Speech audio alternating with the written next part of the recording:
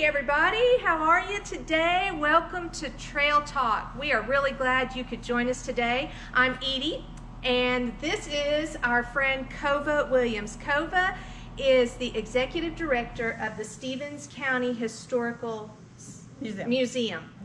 I almost messed that up. I don't know how. And we are really glad to have her here today. Now, Kova at one time served as the director. Were you the director here? No. But you worked here at the Chisholm Trail Heritage Center for a number of years. 12 years. So Kova has a lot of historical information up in that brain of hers. She knows a lot of things about the Chisholm Trail and Duncan and Halliburton and all kinds of things that pertain to this place where we live. And Stevens County Historical Museum, if you guys haven't been there, I'm just going to give you a pitch for that place. It has a lot of room and a lot of really neat things on display that are just really help you get a grasp of what's happened here from the beginning of Duncan forward. To preserve that history. Right, yes. right. Preserve the history. And she has done a fantastic job there. But she came here today to talk about the Duncan store and how that Duncan store kind of became the little starting point for this more sprawling community that we are a part of now. And so, first of all, when did you start studying or learning about the Duncan store? Well, after I left here and went to the Historical Museum, I had a lot of information. And what I first got there, what my goal was to just kind of put all this information together. Right. Kind of scattered, so we just put it together. So in doing that, we would just, this is his naturalization papers. Okay. It goes, so we have a research room at the Historical Museum that we have like slots that are about like this and boxes that go in, and so anything about William Duncan goes into one box. Anything about the old courthouse goes into another box. And so we have all those numbered, and I have volunteers that are always doing research and still trying to organize a lot of stuff. Very nice. So people can come in and research. And we've had some people come in and just wanted to know, tell me about some of the most interesting, what people want to hear about are some of the murders that happened. And so we have boxes about those sort of things and just organizing it. And so that's how I kind of got, someone asked me about William Duncan, and I'd say, well, here's what I've got, here's what I can tell you. Some of that started here because his store was on the Chisholm Trail. Okay. It was on not only the Chisholm Trail, which is the north-south trail, but the east-west trail from Fort Arbuckle to Fort Sill. So where those trails crossed is where he put his store. Now, if anyone's familiar with Duncan on Chestnut, if you go out east, you'll go across a bridge over Cow Creek, his store was about a quarter of a mile south of that bridge. Okay. And so in doing that, just telling the history of Duncan, this is how we got started. William Duncan was a Mason, and here's, I don't know if you can show that. Okay, yeah, I'll show this. So William Duncan is the man's name who opened or started the Duncan store. Yes. Okay. Well, he bought it from a man by the name of Fitzpatrick. Oh, okay. So the store was there. Yes, he bought it from a man named Fitzpatrick, and he was our first postmaster. So that's why they named the town Duncan, and that's what they did back then. Postmaster. You get to name. It's his town. You get to name it. So that is this is his official document. And listen, she's got some cool stuff. That is for the certification sheet paper or whatever for being the postmaster of this. And this is dated, let's see, on the 7th day of April, 1884, William Duncan was appointed postmaster at Duncan in the county of Chickasaw Nation. Pickens County, Chickasaw Nation. Okay, that's interesting. And on the 5th day of May, he executed a bond and sworn in with his oath of office. So that's 1884. That's a long time ago. Yeah. That's a very cool piece of history right there. So he was a Mason, and he had gone to Topeka, Kansas, and that was... Okay, let's talk about, so Masons. I'm sure most of you have heard of the Masonic Lodge. Whenever she refers to him as being a Mason. In fact, that little hat he has on is a Masonic fez.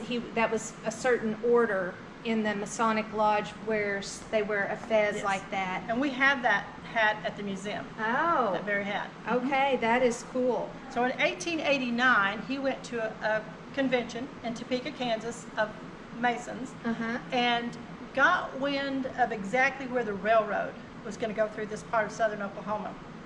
I think they might frown on that today as insider trading. I'm not sure. Oh, but that does sound like a little. But he moved his store about 1.5 miles to the west, so he could be sitting right on that railroad when it came through. And that little store was about where, well, it was across the street from the Heritage Building now, which was the Wade Motel. It was a little store there on 7th and Main. Okay. And right across from the railroad tracks. Right. And so very smart. So he was probably a pretty good businessman. I think it was. I mean, I was thinking Mr. Fitzpatrick got the store at that intersection, but obviously William Duncan saw that was a prime piece of land at that time, but that was before the railroad, so he kind of had to adjust his thinking and go where the money took where the him. money's at. Before he bought Fitzpatrick's store, he was a tailor at Fort Sill. That's what kind of brought him to this area. He had married a woman by the name of Martha Hall, and they had 6 children together. And then Martha died, and a year later he married Sally Johnson, who I think I've read that she was Cherokee. I've also read that she was Chickasaw. I think she was Chickasaw because she got the land that they put the store on there off of Maine. Right, and because this at that time the was... Dawes Commission was coming in and signing all the Indians up on rolls and assigning allotments of land. So what year would that have been then when they married? Let's see, 1879. In 1879. He married her, but so it was a little bit later before he got wind of the railroad. This was during the Chisholm Trail days. Yes, and 10 years later is when he goes to the convention and gets wind of where the railroad's going to come through. Okay, so about That's 1889. Yes. Okay. And that's about the time the Dawes Commission's coming in the 1890s to sign everybody up on roads and give them a lot of land. Well, and 89 was the first land run. So kind of everything's kind of coming together here, the Chisholm Trail, and which was probably one, would that have been a business, I mean a stop on the Chisholm Trail, his store? Would he have gotten business from those? Early on, yes, but by this time the trail had moved over to the Western Trail. But we have these little tokens from his store, and I'll let you hold that to the camera. I've only seen one of these, and it says W.M. Duncan. Good. You kind of get the light on it. Good for 1 pint. So my thinking is that he would send these tokens down the trail to Texas, pass them out to the cattle drivers, the trail bosses, and then as they come through this part of southern Oklahoma, they'd go to his store because they would get a free pint. Free pint. And that's not a pint of milk, or water. Or water. We're thinking that's some pint of beer. Beer, ale. It could have been whiskey. I don't know. It seems like a lot of whiskey. Pint of whiskey, that'd be enough for the whole gang. That would be enough to bring a trail boss to his store. That is true. But that is true. And then he can also use those just locally for his patrons and stuff to award them for, it was marketing. Right. It was marketing. Yeah, I'm telling you, this guy, I can tell he's a good business mind. Yeah. So, okay, you said he came here to work as a tailor at Fort Sill. Where did he come from? Where was he from originally? Scotland. Okay. Macduff, Scotland. He was born in 1843 in Banff, Scotland, which Banff or Macduff, they may be close, I'm not sure. Okay. Because one book was like and there's not really books. There's just information like what's in this book, or maybe something else about the town of Duncan that you're going to get a prefix about him. Right. And so But he did have 6 children, then married Sally. His mother died. He brought his mother and father here from Scotland. And his mother passed away. He also brought 2 sisters. And his mother is actually buried at the old Duncan Cemetery, which I don't know if you're familiar where that's at. It's off of Eastland. Okay, right. It's off of right, Eastland. Okay. That's where his mother's buried, and he has several other family members buried there. But I've read that when the town got too large, he moved. It was too many people here. That was at about 3,000. That in about 1907, about the time of statehood is when he left.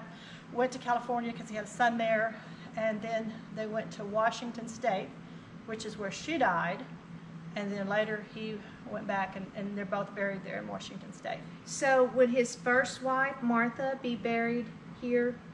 It's somewhere? possible. I'm not sure.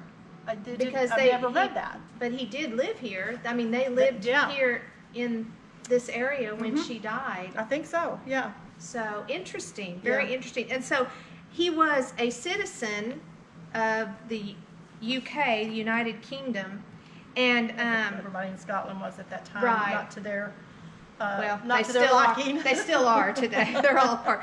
But she brought with her. Let's see. This is a certificate of naturalization. I'm trying to see. Let me find the date on here. Stevens County, Duncan, on the 12th day of October. No.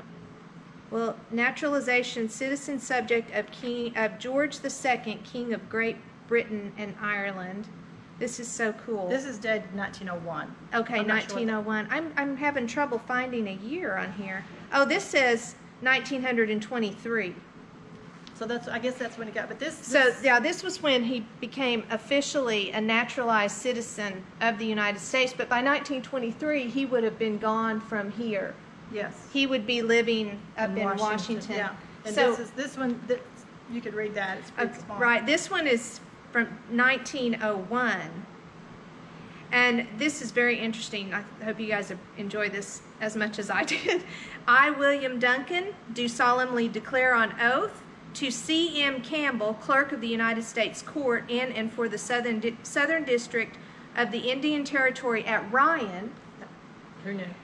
that it is bona fide my intention to become a citizen of the United States and to renounce forever all allegiance and fidelity to any foreign prince, potentate, state, or sovereignty whatever, and particularly to the King of England, whereof I was heretofore a citizen or subject. And then, so Mr. Campbell then responds to Mr. Duncan's statement. This is a really cool piece of history to me. It's probably a carbon. Right, I would have to say, I mean, this is typed. So 1901, did they have typewriters in 1901? Did they? Okay. But this is a really great, and I have never seen a certificate of naturalization before. I think is a great, through the Department of Labor. Very interesting, Kova. Thank you for bringing that. One of the stories, and I couldn't find it again in my research, but I had heard the story, and it might have been from a descendant, was talking about when he had a store out on Cow Creek, that sometimes late at night there'd be a knock on the door, and he would ask the person knocking, do you want me to turn the light on? And if they said no, he said, what do you need? And he would fill their order and hand it to them, and they would ride off, and maybe a couple of days later there would be a bag of money on the porch. He was outfitting outlaws. I was going to say, it sounds like he's a friend to the outlaws. He didn't want to see them. Yeah. They didn't want him to see them. Yeah. But he would fill their order, and then later they would come back and pay him for it. I'm telling you, Mr. Duncan was a businessman to the nth degree. Yes. I mean, he was willing to do business with the bad guys, but they were good for their money. Yeah. I mean, we don't I don't know. It's history. I'm not going to judge him. These are a couple of art pieces that we have at the Historical Museum. I'm going to show you this one first. Okay. And it's in color what we have. And you'll see it's Mr. Duncan standing at his store. Okay. And He looks a lot like the Jesse Chisholm portrait with Yes, the big yeah. white mustache. Uh-huh. It must have been the look of the day. That's great. and then this one is the same artist, Uh-huh. Emma Scott.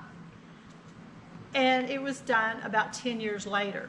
So it's the same Oh. subject, same artist. But looking at both of these pictures, you could see about 10 years growth in the artist. Oh, right. If you look and at them, how just much? in how the much? detail. And so when I found them, I hung them in what we call our little Stevens County art gallery. Uh-huh.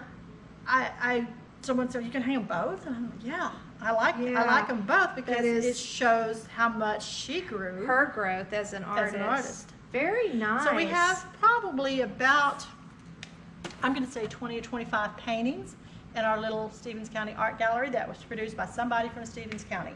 Uh-huh. And as I was, I'd actually moved an exhibit out of that area because my thought was to put all the Halliburton stuff together. Right. And that's where Halliburton's office was. So I had this empty space, and as I'm cleaning, I find all of this art that was produced by somebody from Stevens County.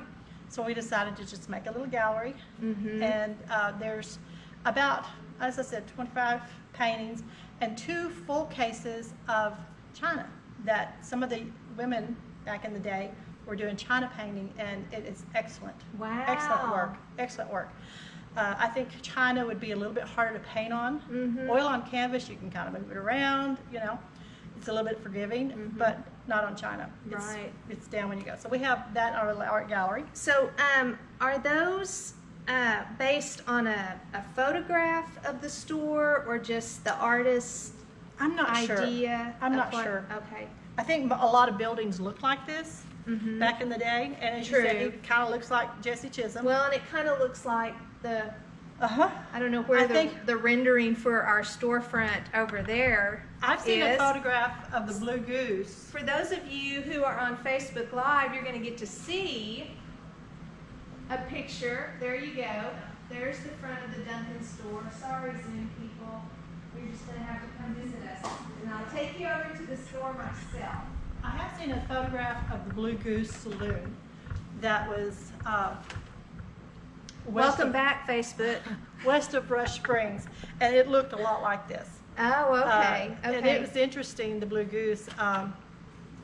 Orville Robinson now has that original store at his little place there at East of Bray. It's a Okay. little community he's kind of put together. Uh-huh. But Oh, right, that little western yeah, little town western thing town. out there. Yeah. But so it looks that, so maybe a lot of buildings look like that. The interesting thing about the Blue Goose is it set right on the 98th meridian. So if the law came from Indian Territory, you just go out one door and you're in Oklahoma Territory. Or if they come from Oklahoma Territory, you go out the other door and you're back in Indian Territory. Well, So there you go. there- There I you mean, go. You I'm just telling find you. a way to make these Yeah, things work. That's right. That's right. You got to stay one step ahead of the law. That's Yeah, what I'm hearing well, in these stories. Yeah. Well, it was challenging times, you know. Well, and you that had is to true. Do what needed to be done. That is true. So Duncan was basically founded by William Duncan, but the store was already here. He just moved here and took over the store. But then, so was the community really formed once he moved it to Maine, 7th and Maine? Once the railroad came through in 1892, is Okay. when the town really started to become growing. Right. Then it became a community. What year was Duncan actually? June the 27th of 1892 is when the first train came through. Okay. That's what that's. Even that's, though he was appointed the postmaster in Yeah. 84, Yeah. it yeah. was still not considered a Not until the train came through. And Until that's the date that we always celebrate our Founders Day. right. On that date. Was for 1892. June the 27th, yeah, 1892. Okay, so, and I'm sure that this is much like every other community, Probably. you know, or most communities, at least the size of Duncan started, and because they located themselves near the railroad, you know, near that the business of people coming and all of that. I think that's true, especially in the Chickasaw Nation and maybe in the Indian territories. That's true. But when you talk about Oklahoma Territory and the land runs, it was a little bit different. True. Because one day you had nothing, and the next day you had 10,000 people of Right. every race, creed, economic background, and toss in a couple of handfuls of Native Americans, and you have Oklahomans. Right. I think that affected our culture. Probably in Oklahoma. right. And I think in a Right. good way, but all my grandparents were born in Oklahoma, so. Right. Exactly. But exactly. Anyway, there are some. This book has got a lot about Yeah, William Duncan, and of course just Duncan. A lot of old photographs, most of which Duncan came and from the Stevens Stevens County County. Historical Museum. When this book was done by the director of this museum, Chris Jeffries, and Pee Wee Carey was the director of that museum, they got together and compiled this book. The Historical Museum had the photographs, and I think Chris Jeffries wrote all the dialogue. Okay, so that's. And you can buy that at this museum or the Historical Museum. There's as a well. little sketch there Yeah. of the Duncan store, which Yeah. is, it's not exact, but it's very similar right down here Right. to what the paintings Scott, yeah. that you brought. So I'm sure, I mean, who knows? Who could say for sure? So is that, and that's supposed to be the store that was on Cow Creek? Yes. Not what it was Exactly. once it came to And town. then we also have, not for sale, but a few years ago, probably more like 25, I'm not sure. A few, I 25, know, you know. get to this age, it's a few years ago, could have been 20. The Duncan Banner published a couple of books like this. There's actually two that I know of, one with this cover and then another one with different photograph on the cover, which has a lot of information and a lot of photographs, again, from the Historical Museum. Right, And okay. it's got information about William Duncan. So, and these you can find now sometime, and see there's, well, that's the painting. The painting, exactly. There you But, go. Anyway, Interesting. So, one more time for those of you who are, maybe you're a member of the Masonic Lodge or someone in your family is, Mr. Duncan was not just a member of the lodge, but he was a 32nd degree Mason, at least. yeah, Yeah. if not more, because we have three Right. of these. We have three of these certificates. Okay, so I'm not sure if they go so up or he down. maybe even went higher up in the lodge, which I think that Fez indicates that he was a member of some other, the Shriners, I think is what they call them. I don't know the difference. Yeah, I mean, the Shriners are just a part of the lodge, Right. but anyway, Right. so he was probably a part of that. So let's see, what else do we have? oh, that I brought that out to show. Oh, Scott. okay. That actually, let me show that. This is a saddle shop that was in Duncan that was owned by E.C. Dewey, and we have a saddle in our museum that was made by E.C. Dewey. E.C. Dewey was, and it's dated, the mark on the saddle says Duncan IT. So it's before Indian statehood. territory, right? E.C. Dewey was the great-grandfather of Ron Howard. That's how long his family Okay. had been in Duncan Wow. before statehood. So And you that's guys kind of know, interesting. you guys Well, know who Ron Howard is? hopefully. Richie Cunningham, little Opie Taylor.